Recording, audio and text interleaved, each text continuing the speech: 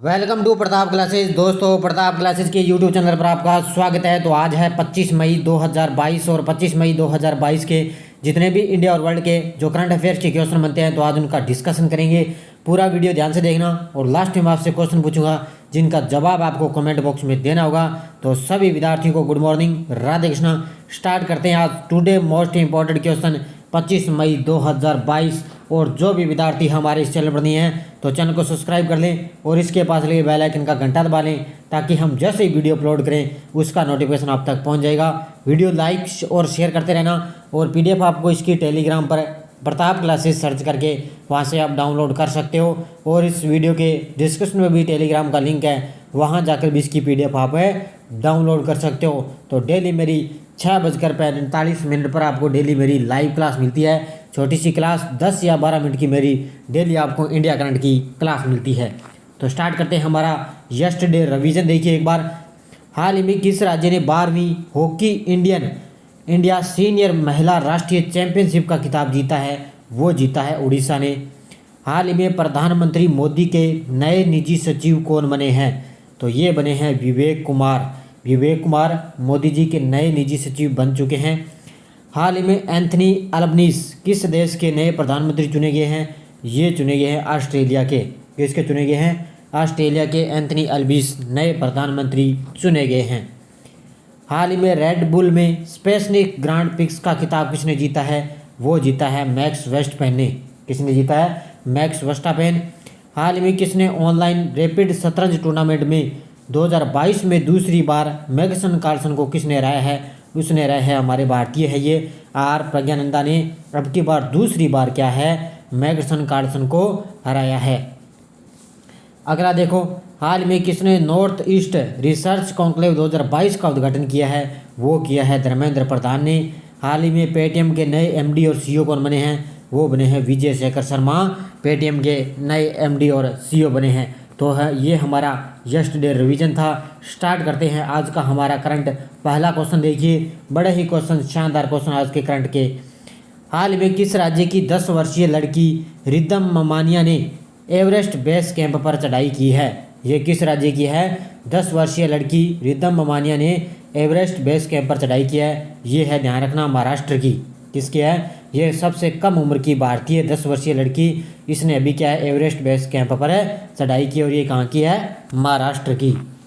देखो मुख्य तथ्य, वर्ली की 10 वर्षीय चैंपियन स्केटर रिद्धम ममानिया ने नेपाल में हिमालय पर्वत में एवरेस्ट बेस कैंप को फतह करने वाली सबसे कम उम्र की भारतीय पर्वतारोही में से एक बन चुकी है। रिद्धम ने 5364 मीटर की ऊंचाई पर 11 दिनों में बेस कैंप की चढ़ाई पूरी कर एक दुर्लभ उपलब्धि हासिल की है। इसने क्या है, कई वहाँ पर समूह साथी थे, उसमें लोग थे, उनके साथ समूह में इसने क्या है 11 दिनों में ये चढ़ाई पूरी कर ली है। पर्वतारोही बन चुकी है 10 वर्षीय रिद्धम ममानिया और ये कहाँ की है? महाराष्ट्र की। नेक्स्ट देखो, हाल ही में किस राज्य ने हॉकी इंडिया सब जूनियर महिला राष्ट्रीय चैंपियनशिप जीती है? हाल ही में किस राज्य ने हॉकी इंडिया सब जूनियर महिला राष्ट्रीय चैंपियनशिप जीती है? हरियाणा ने। किसने जीती है? ऑप्शन नंबर बी, हरियाणा ने। देखो, हरियाणा की हॉकी टीम ने फाइनल में झारखंड की हॉकी टीम को 2-0 से हराकर इम्फाल में हॉकी टीम में इंडिया सब जूनियर महिला राष्ट्रीय चैंपियनशिप 2022 से जीती है। ये कहाँ पर आयोजन इसका हुआ? इम्फाल में आयोजित हो रही थी हॉकी इंडिया सब जूनियर महिला राष्ट्रीय चैंपियनशिप 2022 में उत्तर प्रदेश हॉकी टीम ने मध्य प्रदेश हॉकी टीम से हारकर तीसरा स्थान हासिल किया है। तो पहला हरियाणा और 2 नंबर पे थी फाइनल में झारखंड को हरा दिया है और हरियाणा की टीम ने महिला राष्ट्रीय चैंपियनशिप 2022 जीती है। अगला क्वेश्चन देखो, हाल ही में 2021-22 प्रीमियर लीग फुटबॉल चैंपियनशिप किस टीम ने जीती है? हाल ही में 2021-22 प्रीमियर लीग फुटबॉल चैंपियनशिप किस टीम ने जीती है? ये जीती है मैनचेस्टर सिटी ने। किसने जीती है? Option number C, Manchester City. देखो, मैनचेस्टर सिटी ने अपनी चौथी खिताबी सफलता 2021-22 प्रीमियर लीग चैंपियनशिप जीत ली है। मैनचेस्टर सिटी ने सीजन के अंतिम गेम में एस्टन विला पर जीत हासिल की है। तो अंतिम गेम में क्या है? एस्टन विला पर जीत हासिल की है। और इतना आप याद रखना कि मैनचेस्टर सिटी ने क्या है अपनी चौथी खिताबी सफलता प्रीमियर लीग चैंपियनशिप इसने जीती है। तो इतना बात आप अच्छी तरह से पढ़ लेना। अगला देखो, हाल ही में दिल्ली के नए उपराज्यपाल बन चुके हैं। तो अभी दिल्ली के नए उपराज्यपाल कौन बन चुके हैं? विनय कुमार। ध्यान रखना, दिल्ली के नए उपराज्यपाल विनय कुमार बन चुके हैं। और ये अनिल बैजल पहले थे, इन्होंने इस्तीफा दे दिया है। किसने दे दिया? अनिल बैजल ने। और विनय कुमार नए उपराज्यपाल बन गए। और दिल्ली के मुख्यमंत्री कौन है? अरविंद केजरीवाल। विनय कुमार सक्सेना होंगे दिल्ली के नए उपराज्यपाल। राष्ट्रपति रामनाथ कोविंद कार्यकाल ने ये घोषणा की है। भारत के राष्ट्रपति श्री विनय कुमार सक्सेना को राष्ट्रीय राजधानी क्षेत्र दिल्ली का उपराज्यपाल नियुक्त किया। अब दिल्ली के मुख्यमंत्री कौन है? अरविंद केजरीवाल। नेक्स्ट क्वेश्चन देखो, हाल ही में किस राज्य में 21 जून को अंतर्राष्ट्रीय योग दिवस मनाया जाएगा? हाल ही में किस राज्य में 21 जून को अंतर्राष्ट्रीय योग दिवस मनाया जाएगा? ये मनाया जाएगा कर्नाटक राज्य में। किस राज्य में? कर्नाटक राज्य में मनाया जाएगा। केंद्रीय आयुष मंत्रालय ने मैसूर शहर में 8वें अंतर्राष्ट्रीय योग दिवस के आयोजन की पुष्टि की है, जिससे 21 जून को कर्नाटक राज्य की सांस्कृतिक राजधानी और प्रमुख ऐतिहासिक गंतव्य के रूप में जाना है। तो अब की बार 8वें अंतर्राष्ट्रीय योग दिवस के आयोजन की पुष्टि की है और अब की बार कर्नाटक के मैसूर शहर में 21 जून को योग दिवस मनाया जाएगा। नेक्स्ट देखो, हाल ही में स्वास्थ्य मंत्री मनसुख मंडाविया ने किस शहर में 75वीं विश्व स्वास्थ्य सभा को संबोधित किया है? इसने किया है जिनेवा में।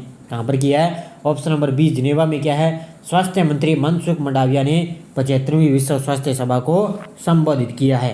देखो, स्वास्थ्य मंत्री मनसुख मंडाविया ने टीकों और दवाओं रहित उचित पहुंच प्रदान करने के लिए एक मजबूत वैश्विक आपूर्ति श्रृंखला बनाने की आवश्यकता पर बल दिया है। जिनेवा में 75वीं विश्व स्वास्थ्य सभा में बोलते हुए मंत्री ने WHO की वैक्सीन और उपचार अनुमोदन प्रक्रिया को सरल बनाने और अधिक मजबूत वैश्विक स्वास्थ्य सुरक्षा बुनियादी ढांचे की स्थापना के लिए WHO को मजबूत करने की वकालत की है। तो ये आप अच्छी तरह से पढ़ लेना। नेक्स्ट देखो, हाल ही में मंकी पॉक्स के मरीजों के लिए क्वारंटाइन अनिवार्य करने वाला पहला देश बना है। हाल ही में मंकी पॉक्स के मरीजों के लिए क्वारंटाइन अनिवार्य करने वाला पहला देश बना है बेल्जियम। कौन सा बना है? Option number 1, Belgium. देखो, बीमारी के 4 मामले सामने आने के बाद बेल्जियम मंकी पॉक्स के रोगियों के लिए 21 दिन का क्वारंटाइन अनिवार्य करने वाला पहला देश बन चुका है। बेल्जियम के स्वास्थ्य अधिकारियों ने यह निर्णय लिया है कि सऊदी गजट के बेल्जियम मीडिया का हवाला देते हुए बताया है। तो ये ध्यान रखना, भी क्वारंटाइन अनिवार्य करने वाला मंकी पॉक्स का पहला देश बना है बेल्जियम। बेल्जियम की राजधानी क्या है? ब्रुसेल्स। बेल्जियम की मुद्रा है यूरो। और बेल्जियम के प्रधानमंत्री कौन है? अलेक्जेंडर ड्रीकू। कौन है? अलेक्जेंडर ड्रीकू है, जो इसके वर्तमान में प्रधानमंत्री है। और अभी इसने क्या है? को मंकी पॉक्स के रोगियों के लिए 21 दिन का क्वारंटाइन करने वाला पहला देश है बन चुका है। नेक्स्ट देखो, हाल ही में भारतीय रेलवे और किस IIT ने भारत का पहला स्वदेशी हाइपरलूप विकसित करने की साझेदारी की है? तो अभी भारतीय रेलवे और IIT मद्रास ने, किसने? भारतीय रेलवे और IIT मद्रास ने क्या है? भारत का पहला स्वदेशी हाइपरलूप विकसित करने के लिए साझेदारी की है। देखो, रेल मंत्रालय ने घोषणा की है कि वह भारत में निर्मित हाइपरलूप प्रणाली के लिए विकास के लिए IIT मद्रास के साथ सहयोग करने जा रहा है। इसने यह घोषणा की है कि वह उपरोक्त संस्थान में हाइपरलूप प्रौद्योगिकियों के लिए उत्कृष्टता केंद्र स्थापित करेगा। तो ये आप अच्छी तरह से पढ़ लेना। अभी भारतीय रेलवे ने IIT मद्रास के साथ समझौता किया है।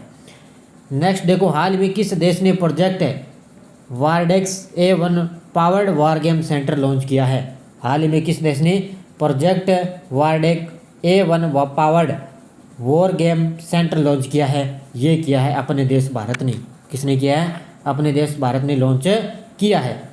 सेना प्रशिक्षण कमान और गांधीनगर स्थित राष्ट्रीय रक्षा विश्वविद्यालय ने नई दिल्ली में एक वार गेम अनुसंधान और विकास केंद्र स्थापित करने के लिए समझौता ज्ञापन पर हस्ताक्षर किए हैं।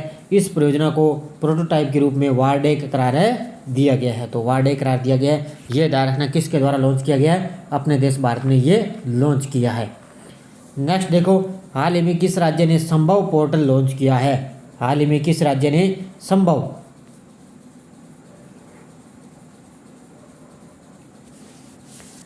पोर्टल लॉन्च किया है? ये किया है उत्तर प्रदेश ने।